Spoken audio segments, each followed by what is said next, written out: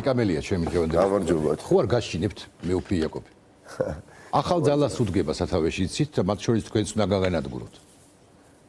წარმატებები მას. არა, შეშინებით არ შინდებით, უბრალოდ ჩვენ მეგონი შემიფასეთ ზოგადად აი ეს ამგვარი განცხადებები, ამგვარი პირებისა სასულიერო პირს ყოველ შემთხვევაში მე არ მახსოვს 30-32 წელია პოლიტიკურ პროცესს ვაკვირდები ამ ქვეყანაში 90 წლიან 31 წელია არ მახსენდება რომ მცირე გამონაკლისის გარდა ყოველ შემთხვევაში ამგვარად მაღალი იერარქიის სასულიერო იერარქს ამგვარი განცხადება არ გაუკეთებია შეაფასეთ რას ამბობს ის პირველ რიგში სიმართლე მინდა გითხრათ არ გამკვირებია ახლა მეუფე იაკობისგან მსგავსი განცხადების მოსმენა და ეს ცალკე მძიმე მოცემულობაა რომელშიც ყველანი ერთად ცხოვრობთ ჩვენ მისგან შეჩვეულნი ვართ ანალოგიური განცხადების მოსმენას თუ მისგან გაკეთებას და ჩვენს გვიდან მოსმენას მე პირადად მართლა ხვა კიდევ უფრო მეტად უარესი განცხადება რო გააკეთოს კიდევ უფრო ალოგიკური და მიუღებელი საზოგადოების ჯანსაღი ნაწილისთვის ისიც არ გამიკვირდება ამ ყველაფერს უნდა შველა და ამ ყველაფერს შველა რომ უნდა ბევრმა ვიცით მაგრამ სამწუხაროდ როგორ ნიკა არის საზოგადოებაში ნაწილი რომელიც გაგებით მოიქნება შველა უნდაო მეუნები როგორ უნდა უსვათ გიგიპასუხეთ საზოგადოებაში არის მოდით ვაღიაროთ უთხრათ ერთმანეთს სიმართლე არის საზოგადოებაში ნაწილი ჩვენი თანამოქალაქეების მეგობრები შეიძლება საანთესავში წავდეს მე ადამიანის სამეზობლოში ვისთვის ეს არ არის მიუღებელი ეს არის მთელი დრამა ჩვენი ყოფის რომ ხელისუფლება არ არის სახელმწიფო თავის სიმაღლეზე უბრალოდ და განსაკუთრებით ეს ხელისუფლება რომელიც განიცდის ლეგიტიმაციის პრობლემას მისთვის არის უდიდესი ავტორიტეტი მაგალითად ამ შემთხვევაში ახლა მე როგორც ადამიანს ახლა არ ვერჩი და არც მინდა რომ მასთან მქონდეს რაიმე სახის თუნდაც გადაძახილი და დაპირისპირება, ხო არ მაქვს სურვილი, იმიტომ რომ მოცემულობად ვიიღებ და ამას რამდენიმე წელიწადი ჭირდება. შესაძლებელია 15 წელიწადი, 20 წელიწადი, რომ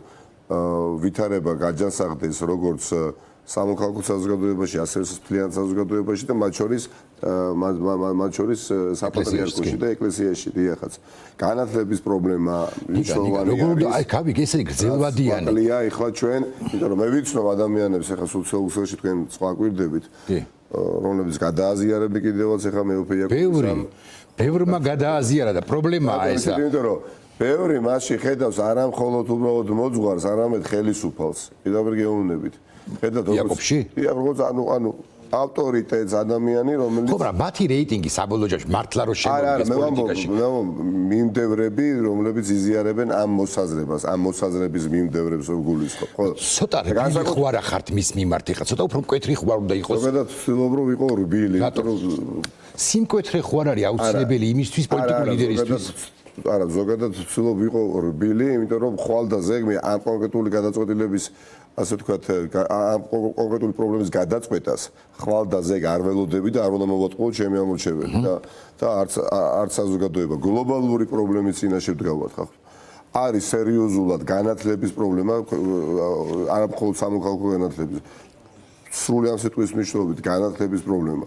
ვისთვისაც ეს განცხადება არის მისაღები ჩემთვის პირველ რიგში ისმევა კითხვა რატომ არის მისაღები და კითხვაზე როდესაც პასუხის გაცემას ვცდილობ და საზოგადოების იმ ნაწილსაც უყურებ ვინც აღტაცებით ისმენს ამ განცხადებებს უძონავ რომ ხარისხი განათლების არის კრიტიკულ ზღვარს მიღმა ამ ყველაფერს ახლა სჭირდება გლობალური საკითხის გადაწყვეტა რომელსაც მხოლოდ ეკლესიის წარმომადგენლების კრიტიკა შვებას ვერ მოგვრის მე მომგვრის შვებას მესმის განათლების სისტემას ერთხელ და სამუდამოდ უნდა ეშველოს რომ ჩემი დღევანდელი ბავშვი რომელიც 6 წლის არის რომ გახდება 16 და 17 წლის მისთვის ეს იყოს შოკის მომგვრელი და დღეს ჩემთვის 51 წლის ადამიანისთვის სამწუხაროდ არ არის შოკის მომგვრელი იმიტომ რომ ასეთ საზოგადოებაში გავიზარდეთ პოსტსაბჭოთა ჯერ კიდევ სივრცეში ვარ 41 წლის ერთი ნაბიჯია ცივილიზაციისკენ როგორც წინ როდესაც თქვენ დაბადების დღედიკა 21 დეკემბერს 21 დეკემბერს გამახსენდა ბოდიშვილი 41 წლის იქნებით ჯერაც როცა დაამარცხებთ 41 ნომრით რიცხვით გამოსულ ქართულ ოცნებას მე ასე ვფიქრობ ყოველ შემთხვევაში ადგილობრივ არჩევნებში არჩევნები უწევს ოქტომბრის თვეს რო დავასრულო შევაჯამო სამწუხაროა ვაღიარებ გულახდილი ვარ ეს პრობლემა არის ღრმად ფესვებში გამჯდარი და ჩვენ არ უნდა ვაკადროთ ჩემის აზრით არც პოლიტიკოსებმა და არც ჟურნალისტებმა, ამაზე უნდა ვისაუბროთ, ბევრი და ვსაუბროთ, თუმცა გადაწყვეტა ამ პრობლემის ვერ მოხდება 2 და 3 თვეში. გასაკვირველია, ვერ მოხდება, თუმცა პირადად მე მაქვს მოლოდინი ან მე სურვილი. მიხარია ის რომ ბატონი დავარქვათ. მე ბატონი იაკობის გავლენა არ არის ისეთი მაღალი რომელმაც შეიძლება ჩვენ შეში მოგვაროს რა. მეც არ მეშინია და მეც მიხარია რომ კრიტიკული საზოგადოების რაოდენობა იზრდება და იზრდება. გავარებოთ ახლა ისე რომ დაუთმეთ იაკობს ან სპირიდონს. პოლიტიკაში შემოდის ორი პერსონა. მეორეზე ვასაძეზე არ გკითხავთ არაფერს, გპირდებით. მესამეზე თუ პირველზე გკითხავთ, ეს არის ბატონი გახარია. ბევრი დღეს სოციალურ ქსელ Facebook-ზე, სადაც ყველანი ვართ, გვინდა არ გვინდა, წერს ამგვარ რამეს, რომ ვინაიდან ბატონი გახარიას პარტია და ბატონი გახარია უშუალოდ იქნება სიტუაციური პარტნიორი, ანუ წაართმევს, ხმებს ქართულ ოცნებას, ის დანარჩენმა ოპოზიციამ არ უნდა აკრიტიკოს.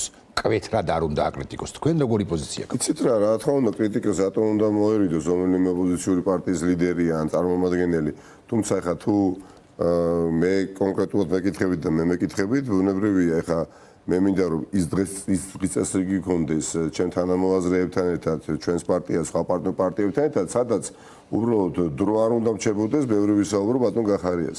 მინდა რომ ეხა მოცემულობა არის ისეთი როგორიც არის, როგორც ის იასპარეზებს, როგორც სუბიექტი პოლიტიკური, ხო, პარტიას დააფუს და კი ბატონო, ჩემი ამოცანა ცოტა ხმა წაიღოს. ხო, მაგრამ თქვენ ხომ მოგიწევთ ხმა წავიღოთ ჩვენ. თქვენ ხომ მოგიწევთ კრიტიკა ოცნებისა. ოცნების კრიტიკა ხომ მოგიწევთ? ოცნების. არა მარტო კრიტიკა. ხო, გიწევთ და მოგიწევთ მომავალშიც. ანალოგიური ხარისხით უნდა აკრიტიკოთ თუ არა 20 ივნისის მინიმუმ თანაავტორი. საგნობრივად რა თქმა უნდა იქ სადაც თulis საჭიროდ გახარიას და მის პარტიას ეხა კრიტიკის თვალსაზრისით დანდობა რატო უნდა კონდეს, მაგრამ ეს ბატონი ეხა აღარ არის ნაწილი, ანუ ფორმალური ნაწილი, ხო, ქართული ოცნების. ხო, ხედავთ რამდენად გაშმაგებული ცეცხლი აქვს ეხა ქართულ ოცნებას გახსნილი გახარიას პარტიის მიმართ და ანუ ამას ხსნიან ორ კითხულობდი რამდენიმე განცხადება წავიკითხე სამხრეთ ეთერში შემოვიდოდი. თელი ასე თქვათ message box-ი ქართულ ოცნებას აქვს საწყობილი შემდეგნაირად რომ გახარია თამაშობს ნაციონალ-მოძრაობის თამაშს, ანუ ოპოზიციის თამაშს, იმიტომ რომ თელ ოპოზიციას ნაციონალ-მოძრაობას ეძახიან, მიუხედავად იმისა, რომ ეკლექტურია და მისასალმებელია. ხაზარაძის კი არა გახარიასაც დაუძახეს. და ამიტომ უნდათ ეხა დააწმუნოს საზოგადოება, რომელიც შესაძლებელია იმპონირებდეს ბატონი გახარია, რომ ბატონი გახარია დიდი რამდენიმე საკრებულოს წევრი შეიყვანოს სხვა საკრებულოებში და მუნიციპალიტეტებში, მას სინამდვილეში მან შეიძლება დიდი დარტყმა მოგვაყენოს ჩვენ და 53% ჩამოგვაცილოსო, ქვევითო, რაც აუცილებელს გახდეს ქვეყანაში ჩატარდეს ავადამდელი არჩევნები და ხახნო, ვინც კი წახვედით გახარიასთან, მოდით ახლა უკან და ვინც იქით იყურებით, აღარ გაიხედოთო. ნუ აქ ჩანს, ნუ ჯერეთი სასაცილო არგუმენტი ეხა სად ჩვენ და სად ბატონი გახარია, სად განსაკუთრებით მე და ბატონი გახარია, ხო ეხა არ ვიცი, ორი სიცოცხლე რო ვიცხოვრო, მე მგონია რომ საერთო ენას ვერასოდეს ვერ გამოვნახავთ, იმიტომ რომ ჩვენ შორის არის დიდი უსწრული და დიდი უსწრული არის 20 ივნისი, სადაც ის პატრიოტს ეძახის მოძალადეს და გავრილობს ეძახის ამ ქვეყნის სტუმარს, სადაც ჩვენ უბრალოდ შესაბამისი მასწავლებლობა ვერ არის თუ არა გახარია, გიფიქრიათ თუ არა ამაზე, რომ შეიძლება ის იყოს ბატონი ივანიშვილის სათადარიგო პროექტი. იცით რა არის, ძალიან დიდი პატივია ბატონი ივანიშვილისთვის და ძალიან დიდი ავანსად გაცემული კრედიტია, თუ კი ვიტყვით, რომ ეს არის ბატონი ივანიშვილის პროექტი. ასე არ ხდება ხელოვნურად. ხო, მაგრამ არ დაეყრდნობა ხვალზე ხელოვნურად შენს წიაღში აღმოცენება ოპოზიციური პარტიის ძალიან რთულია. მისმის, მაგრამ ოპოზიციურის კი ნიკა. აი აქ იჯდა, ბოდიშ ვიხდი გაწყვეტილებთ. აი აქ ამ სავარძელში ბრძანდებოდა ბატონი გახარიას წარმომადგენელი. ფაქტია, რომ ისინი დღეს არიან წინა კვირას, ამ დროს, რომელიც საათიც არის, ხო? და ის 20 ივნისზე. ფაქტია, რომ მოწინააღმდეგეები არიან, მაგრამ არაფერზე არ იხევენ ისინი. გეტყვით რატომ, იმიტომ რომ მათ აქვს სწორება ქართული ოცნების ამორჩევლებზე. საერთოდ არ აინტერესებთ ის აუდიტორია, რომლისთვისაც 20 ივნისი იყო 20 ივნისი, რომლისთვისაც 20 ივნისი იყო ეროვნული სიამაყის დღე, სადაც საზოგადოება ძალიან განსხვავებული ადამიანები დაკომპლექტებული ერთად დადგა. ის საზოგადოება არ და გააპროტესტა უმსგავსოება, არ აინტერესებს. აინტერესებს ის, სადაც იყო იმ 9 წლის თუ 8 წლის განმავლობაში გახარია და მისი თანაგუნდელები, მათ ელაპარაკებიან. ჩემის აზრით ეს არის მიზეზი, რატომაც ესენი ასე არტიკულირებენ, თორე შეუძლებელია ხა ერთი წეს არის და მეორეც უბრალოდ გახარიას რომ სურდეს, რომ ბრალი აღიაროს და თქვას, რომ იცით რა, მე შევწდი და მე მეტად უფრო უნდა ყოფილიყავი პასუხისგებლიანი და სხვაგვარად უნდა მოქცეულიყავი, ის უშვებს ალბათობას, რომ იგი უბრალოდ პოლიტიკურად განადგურდება და მე მას უთანაგრძო, იმიტომ რომ წამოვა მთელი ქარიშხალი, ხო და სამართლიანი კრიტიკა მის წინააღმდეგ პრემიერ-მინისტრი იყავი, შინაგან საქმეთა მინისტრი იყავი და მაშინ ხმა რა მოგიღია და ეხლა წახვედი და ეხლა იღებ მას. სხვა თამაში მას არ აქვს პოლიტიკური განწირულია მარცხისთვის. ვინ? გახარია.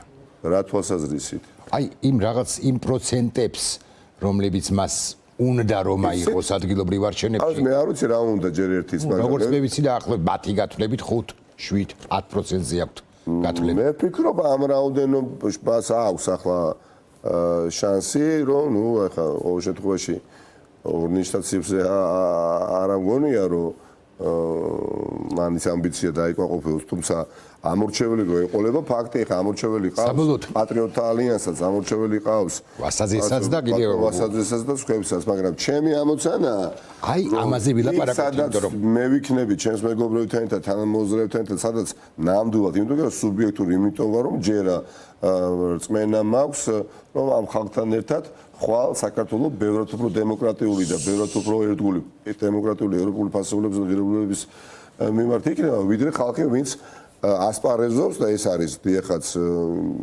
აბსოლუტურად დიდი მონოპოლარი და გვინდა რომ კიდევ უფრო მულტიპარტიული იყოს, ხო, არჩევნები. საბოლოოდ მე თქვენ მოგიყვანეთ არა იმისთვის. ასპარეზობს ყველა, მაგრამ წარუმატებლობას ვუსურებ, კი ბატონო, რომად კარგია ეს, სწორია, იმიტომ რომ სუბიექტური არსებები ვართ, რა თქმა უნდა. კონკურენტია თქვენი, იმ თუნდაც მაგიტომ. საბოლოოდ არც სპირიდონზე, არც იაკობზე და არც გახარიაზე და არც ხრებზე, არც ივანიშვილზე სასაუბროდ არ მომიყვანი ხართ აქ. უფრო მაინტერესებს თქვენი პერსონალურად, მაგრამ უფრო ფართოდ პოლიტიკური პარტიის და უფრო ფართოდ ოპოზიციის გეგმები. აი თქვენ ძალიან კარგი სულისკვეთება გამოხატეთ რამდენიმე ხნის წინ, როცა გამოხვედით ნაციონალური მოძრაობის ყველგან დავძაბავთო და ახლოებით ესეთი იყო მესიჯი. ყველგან ვიქნებით აქტუალური ქართულ ოცნება სულ ეკნება დისკომფორტი, შეიძლება აზრდა სიტყვა დავძაბავთ. არ გიხმარიათ, მაგრამ მაინც. კომფორტის ზონას არ შევქმნით, როგორ? კომფორტის ზონა არ უნდა შეექმნას ივანიშვილის რეჟიმს და მის მსახურებს. ამით არ ვაყენებ შეურაცხყოფას და არ მაქვს ეს განზრახვა, მაგრამ ასე არის. ეხლა მსახურები არიან რეჟიმის და არ მხოლოდ რეჟიმის სათავეში ყოფილი ერთი ადამიანის და კომფორტის ზონას როცა ვამობრო არ შევუქმნით, ნიშნავს რომ მართლაც ეხლა კასმომდგარ არჩევნებამდე დარჩა სულ რაღაც 4 თვე. ყველა ქალაქში იქნება საპარლამენტო სტომათა დარბაზი, საკონტრო სტომათა დარბაზი, აჭარის უმაღლესი საბჭოს სტომათა დარბაზი და მოედნები, სოფლები, არ ვიცი, დაბა, მთა, ყველგან უნდა იგრძნოს. ერთმა ადამიანმაც კი არ უნდა იფიქროს, რომ ოპოზიცია თავიდან ბოლომდე არ არის ამ ბრძოლაში თავით გადმოშვებული. ეს განცდა მას თუ გაუჩნდა ერთ ადამიანს მაინც, რომ ოპოზიცია ახლა მაქსიმუმს არდებს, რა თქმა უნდა, გაჭირდება. ამას უგულისხმობ, როდესაც ვამბობ, რომ კომფორტის ზონა არსად არ უნდა შეექმნას. ყველგან პრესინგი უნდა ვითამაშოს. ოპოზიციის ის ნაწილი, რომელიც რეალურად კასმომდგარ არჩევნებამდე მიიღებს გადაწყვეტილებას, რომ შედის ბრძოლაში, საკვალიფიკაციო ეტაპს გაივლის, რის შემდეგაც საპარლამენტო ვადამდელი ახალი არჩევნები ჩატარდეს მომდენო წლის გაზაფხულზე. აი ეს კომფორტის ზონა რომ არ შეექმნება და მორღვეული ექნება დღევანდელ ხელისუფლებას. ფუფუნება, სერიოზული ფუფუნება არის ხა ხელისუფლებისთვის თუ მას შენ პროაქტიურად პოლიტიკურ წინააღმდეგობას არ ვისთან შეხვალთ ალიანსში. ანუ უფრო ფართო კოალიცია იქნება, ნაციონალური მოძრაობა იქნება ცხადია. ჩემთვის ძალიან მნიშვნელოვანია გამარჯობა ხშირად მithos და გავიმეორებ რომ არ ჟღერდეს ახლა მომაბეზრებათ, მაგრამ ნუ ახლა ასია და რა ვთქვა. გამარჯვების კამპანია უნდა იყოს. ყველას თავი კამპანიაში. ყველა ვინც გადაწყვეტს, რომ უნდა ვადამდელი არჩევნები, იმიტომ კი არა რომ უბრალოდ ოპოზიციაში ყოფნა მობეზდა, იმიტომ რომ ხა თუ ხარ ობიექტური და მithumetes ხარ პოლიტიკოსი, რომელსაც პრეტენზია აქვს ობიექტურობაზე, და ხედავდე რომ ამ ქვეყანას სჭირდება განვითარების შანსის მოპოვება პირველ რიგში, ეხლა და შენარჩუნება. შემდეგ თავარი საკითხების გადაწყვეტა შემდეგ გამარჯვების შემდეგ დაიწყება, მაგრამ მოპოვებული გვაქვს პრაქტიკულად ჩვენ ეს შანსი, თამაშდება ახალი არჩევნების შესაძლებლობა, ამას სჭირდება რეალიზება, კაპიტალიზირება და მგონია, რომ ყველა ის პოლიტიკოსი, რომელიც უარს იტყვის ამ ბრძოლაში ჩაერთოს, ის ძალიან ზიანს მიაყენებს საკუთარ პოლიტიკურ რეპუტაციას. თუმცა ასეთ პოლიტიკოსები ოპოზიციურობაზეც იარსებენ, რომლებსაც შესაძლებელია, ბოდიში გაწოდიეთ, დიახ, სტრატეგიული მოსაზრებიდან გამომდინარე, აწყობთ, რომ 2024 წლამდე არჩევნები ამ ქვეყანაში არ ჩატარდეს, იმიტომ ისინი არ არიან ამგვარებიც არსებობენ, რა თქმა უნდა, არ არიან მზად არჩევნებისთვის. მაგრამ თუ კი ჩვენ რეალურად შევაფასებთ ვითარებას, მარტივად დავადგენთ, რომ ამ რეჟიმის ცვლილება არ არის ვიწრო პარტიული ინტერესი, არამედ არის ეროვნული ამოცანა. ეროვნული ამოცანა როდესაც გაქვს ვიწრო პარტიული ინტერესი. ერთიანობის აუცილებლობაზე საუბრობთ, მუდმივად საუბრობთ, მაგრამ იმასაც ხო აქვს მნიშვნელობა ვისთან ერთიანობა. რა თქმა უნდა. ანუ, იცით რა არის, ერთის მხრივ ერთიანობა აუცილებელია, მაგრამ საზოგადოების მცირე შესაძლოა, მაგრამ ნარკვეული ნაწილი მაინც საყვედურობს იმას. აი, ღირებულებები არის უნდა იყოს თუ არა ერთიანი. მარტო ის ღირებულება კი არა, მარტო ის ამოცანა კი არა, რომ ივანიშვილი უნდა წავიდეს.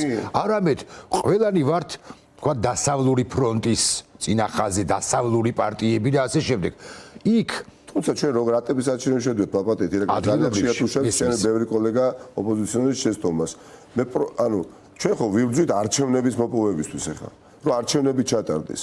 ჩვენ ახლა ერთის მხრივ პროდასალურ ორიენტაციაზე ვქონდეს პრეტენზია და გვინდოდეს რომ ვიცხოვროთ მართლა ლიბერალურ დემოკრატიულ სახელმწიფოში და ამავე დროს უგრძალავდეთ თუნდაც ჩემთვის და შენთვის და უამრავი არავის არ უგრძალავ, მაგრამ ალიანსში როგორ შედიხარ მეთქი რო არის რუსულად განწყობილი ორიენტაციის მქონე პარტიებს არჩევნების მონაწილეობა, ეს ხო არასწორია, მაგრამ ჩვენ გვეხა გვინდა და ამ ბრძოლაში შევდივართ, რომ ამ ქვეყანაში არჩევნები ჩატარდეს.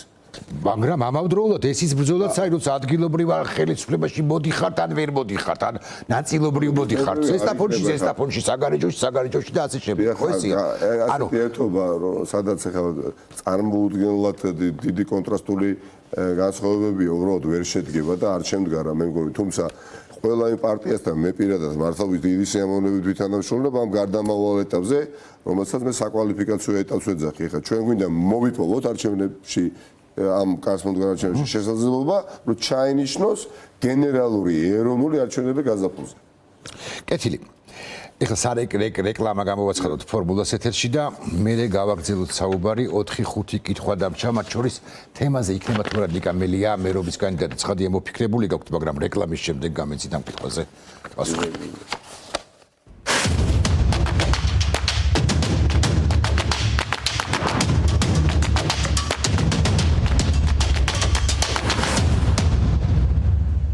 ვაგრძელებთ საუბარს ნიკამელიასთან, ვიდრე გამცემდით კითხვაზე პასუხს. ამ კითხვაზე პასუხს აპირებთ. უშუალოდ თქვენ იქნებით თუ რა დედაქალაქის მერობის კანდიდატი, ეს საზოგადოების გარკვეულ ნაწილს ნამდვილად აინტერესებს. მანამდე მითხარით, ვიცი რომ ამერიკის შეერთებულ შტატებში მიემგზავრებთ.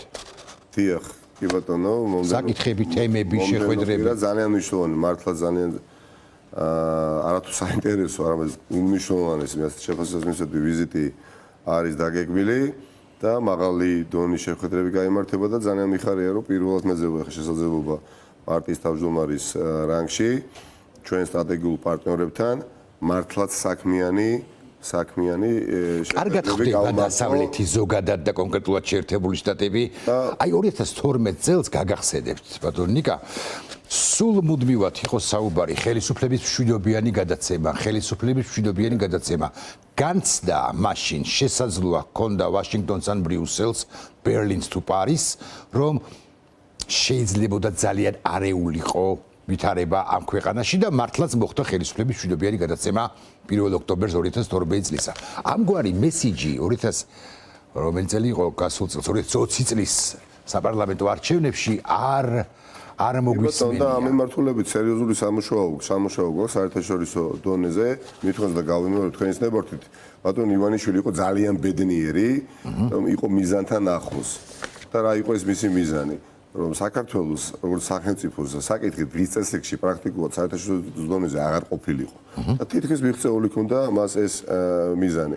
სამწუხაროდ არც თუ ისე ცოტა ჩვენი სტრატეგიული პარტნიორი საუბრობდა კულუარულად მათ შორის საჯაროთად უთქვამთ რომ ბატონი ივანიშვილის ხელისუფლება არის პროდასალურად განწყობილი ხელისუფლება, არის ყოველ შემთხვევაში ახალგაზრდა დემოკრატია საქართველოში და ძალიან ვაიძულებთ რომ 2 და 3 წელიწადში მან ელდორადოთ დემოკრატულ ელდორადოთ აქციოს სახელმწიფო რამე თუ არსებობს საფრთხე რომ ნევსი თუ უნებლიეთ ჩვენ მას არ ვუბიძგოთ წნეხის შემთხვევაში პუტინის რუსეთისკენ ალიანსისკენ პუტინის რუსეთის ხელისუფლებისკენ რომ გაიქცეს თვალი. ზუსტად რატო ყვები ამ მაგალითს რატომ მომყოს გავსი შეფასებები კეთდებოდა ბატონი იანუკოვიჩის უკრაინის პრეზიდენტად ყოფნის პერიოდშიც ამერიკელებისგანაც ევროპელებისგანაც რომ ეს ბატონი იანუკოვიჩი არის პროდასალურად განწყობილი დრო არის საჭირო იმისათვის რომ პროდასალური ღირებულება და ფასეულობები გამტკიცდეს მაგრამ ფრთხილად ვიყოთ რომ ბატონი იანუკოვიჩი ბატონი პუტინისკენ არ გადაგვეხაროს მაგრამ საერთო ჯამში საბოლოო ჯამში რა მოხდა ჩვენი დღეს წარმოუდგენელი მანევრირება გააკეთა ბატონმა იანუკოვიჩმა და ერთ დღეში პრაქტიკულად დაღუპა სახელმწიფო. ამგვარი წარმოუდგენელი მანევრირება მოსალოდნელია ივანიშვილის. იგივე არ მინდა რომ ვიხილოს საქართველოს მოსალოდნელია ივანიშვილის. ამიტომ ამ ყველაფრის საუკეთესო პრევენცია არის რა თქმა უნდა საზოგადოების სიმხიზლე ქვეყნის შიგნით, მაგრამ საერთაშორისო თანამეგობრობის კიდევ უფრო მეტად გამოფხიზლება. რომ იანუკოვიჩი არ შეიძლება ჩაითვალოს უნიკალურ და გასაკვირველი ასია. მაგრამ უკრაინის მაგალითზე, როცა იანუკოვიჩი მიდიოდა აგდებდნენ ხელისუფლებიდან, იქ კიევის ცენტრში გამოვიდა 10,000 მოქალაქე. დიახაც, ბოლოსკენ გამოვიდა 10,000 მოქალაქე და მოხდა ხეთების რევოლუცია, რაც მოხდა კიდეც თავის მსხვერპლით. ხო აქ როგორ იქნება? მე არ გვეუბნები რომ ეს და მაინც რევოლუციურ სცენარს არ გულისხმობ. აქ კი არის საერთაშორისო თანამეგობრობის ჩართულობა კიდევ უფრო მაღალი ხარისხის არის ეგზისტენციალურად მნიშვნელოვანი.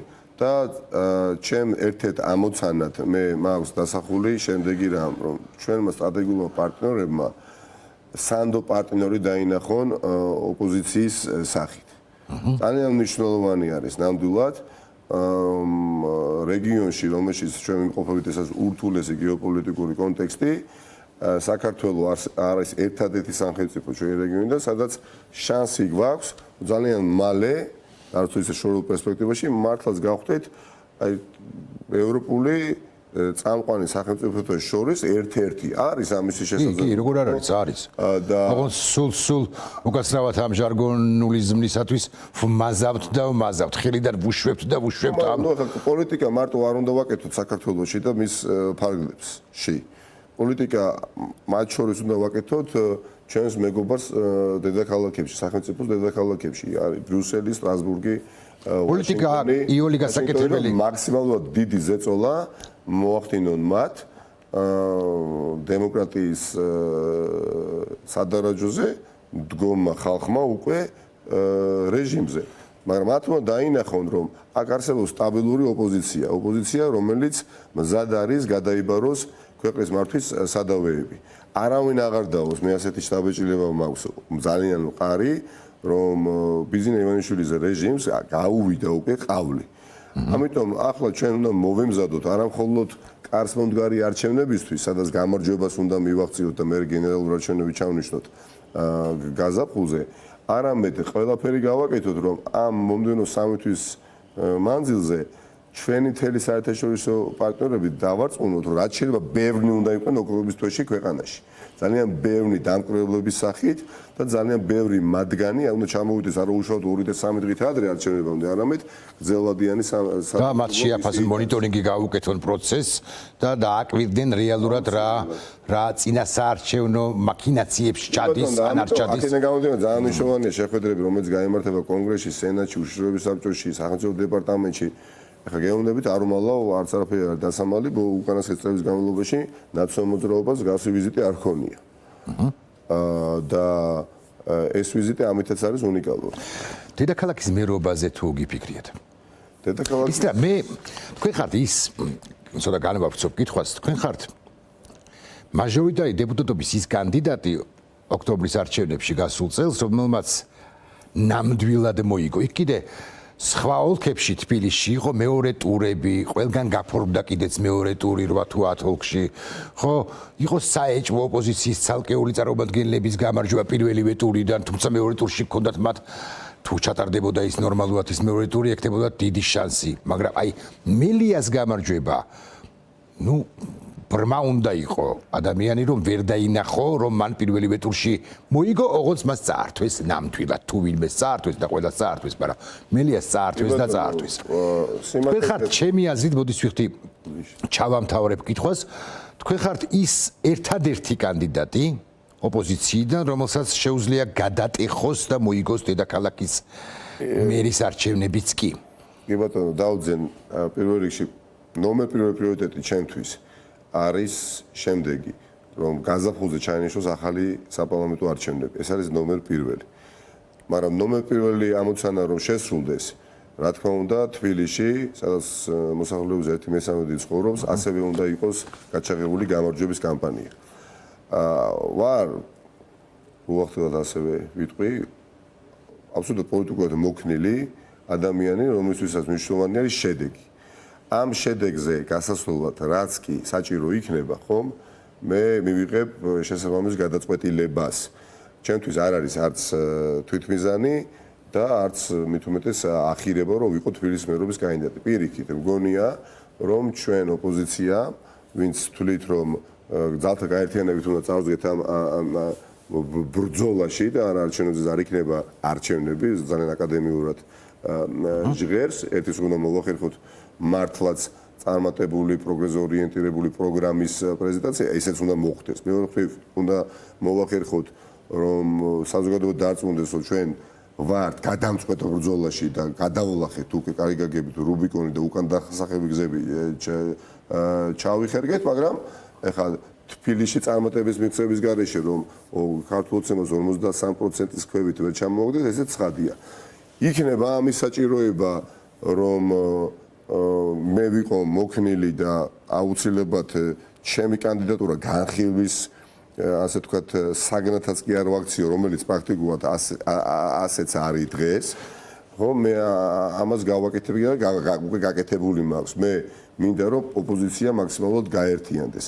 თუ მე ხელისშემშლელი ფაქტორი ვიქნები, თუნდაც ჩემთვის საპატივცემულო ასე ვთქვათ პარტნიორი პარტიების წარმომადგენლების და მათთვის შესაძლებელია ეს იყოს შემაკავებელი ფაქტორი, ხო? მე პირიქით მათთან ერთად მინდა მოვიძიო ადამიანი, ვის გარშემოც გაერთიანდება გუნდი, რომელიც გამარჯვების დროშას ააფრიალებს დედაქალაქში, მაგრამ მხოლოდ მერობის კანდიდატის გარშემო არ უნდა იყოს კამპანია ასე ვთქვათ წარმოებული. აქ უნდა იყოს საერთო მერობის კანდიდატი, საერთო საკრებულოს თავმჯდომარეობის კანდიდატი, ვიცემერი, მერები, ისე მერის მოადგილეები მაპატიეთ, გამგებლები. ხო, ასევე რაიონში, უნდა რაიონებში, ქალაქებში განსაკუთრებით, რა თქმა უნდა, თელმა საზოგადოებამ დაინახოს, რომ აი ოპოზიცია არა თუ გაერთიანებულ ოპოზიციაში თანამშრომლობს კოალიციურად, ისინი მზად არიან დაგვიმტკიცონ, რომ საპროპორციული არჩევნები რო ჩატარდება და ჯერა რომ გაზაფხულზე იქნება ეს არჩევნები და რაც გარანტირებული არის უკვე რომ შემდეგი ხელისუფლება ეროვნულ დონეზე იქნება კოალიციური, იმიტომ რომ პროპორციული არჩევნები ამას გულისხმობს, აი მოდელი რომლითაც ოპოზიცია გამოდის ბრძოლის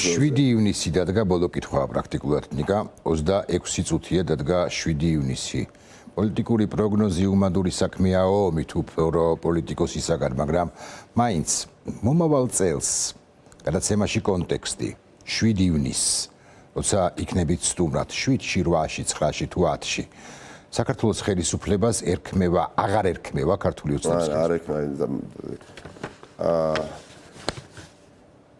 თუ კი რამე შეეჭვი არ მეპარება იმაში, რომ რეჟიმი დამარცხდება.